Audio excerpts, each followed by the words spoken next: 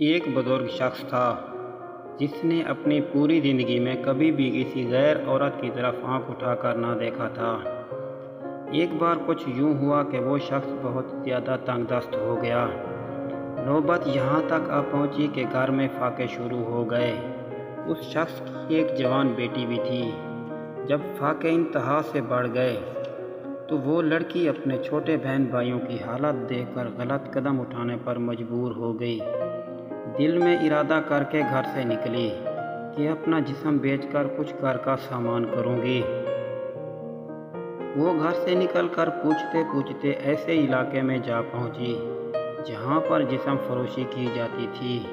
وہ لڑکی وہاں جا کر اپنی ادائیں دکھا کر لوگوں کو اپنی طرف متوجہ کرنے لگی، لیکن کسی ایک نے بھی اس کی طرف توجہ نہ دی۔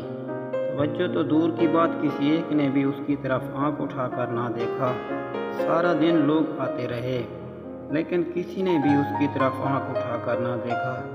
اسی طرح کھڑے کھڑے شام ہو گئی، کسی ایک کو بھی اپنی طرف میل نہ کر سکی اور اس کی پریشانی میں مزید اضافہ ہو گیا۔ اب چونکہ رات ہونے والی تھی تو اس نے اپنے قدم گھر کی طرف بڑھانے شروع کر دیے اور گھر کو جا پہنچی۔ جب گھر کو پہنچی تو باپ کو منتظر پایا۔ پریشانی میں مبتلا باپ نے جب بیٹی سے پوچھا، بیٹی تو کہاں تھی سارا دن؟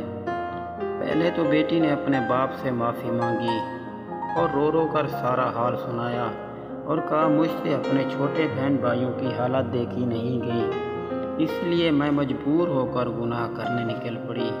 لیکن جب وہاں پہنچی تو سارا دن گزر گیا، کسی ایک نے بھی میری طرف آنکھ اٹھا کر نہ دیکھا۔ باپ نے جب بیٹی کی پوری بات سن لی تو بیٹی سے کہا، تو نے سوچ بھی کیسے لیا؟ جب تیرے باپ نے پوری زندگی کسی بھی غیر عورت کی طرف آنکھ اٹھا کر نہ دیکھا تو پھر یہ کیسے ممکن ہوتا کہ میرا خدا تیری آبرو پر کوئی آنچ آنے دیتا؟